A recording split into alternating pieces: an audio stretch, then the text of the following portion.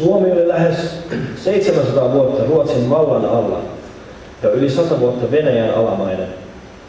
Vuodesta 1917 Suomi on ollut itsenäinen valtio, suomalaisten oma maa.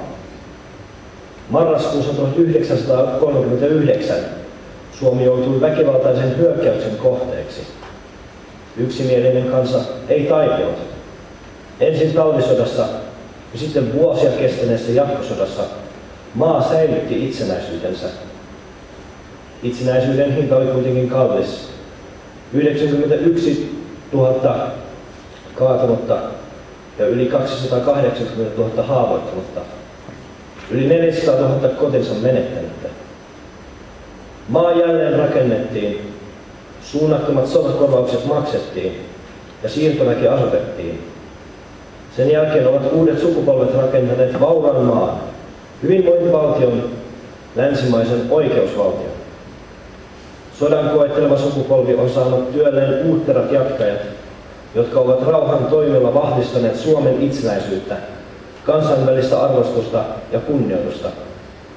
Silloin kun me nykyiset veteraanit olimme nuoria, meidän tunnuslauseemme oli: veljeä ei jätetä. Tämän viestin myötä me haluamme jättää yhä uusille sukupolville vetoomuksemme. Nuoria ei unohdeta. Toivomme ja uskomme, että tämä viesti siirtyy joka vuosi ylimmältä kouluikäluokalta seuraavalle, niin kuin isänmaamme vapauden vaaliminen on kulkenut vahvana verenperintönä väistyvältä sukupolvelta nousevalle. Nuorisossa on itsenäisen maan, vapaan kansan tulevaisuus. Pitäkää huolta maan puolustustahdon säilymisestä, puolustusvoimista ja omasta fyysisestä kunnostanne.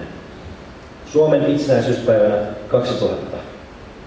Suomen veteraaniliittojen valtuuskunta, Sotainvalidien veljesliitto, Suomen sotaveteraaniliitto, Rintamaveteraaniliitto, Rintamanaisten liitto ja kaatuneiden omaisten liitto.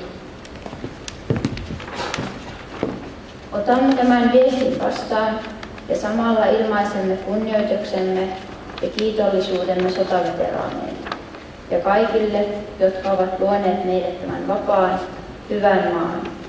Lupaamme pitää hyvää huolta toisistamme ja tästä maasta, niin että seuraava sukupolvikin voi iloita itsenäisestä Suomesta. Siirrämme tämän veteraanien viestin vuoden päästä seuraavalle ikäluokalle. Kiitos.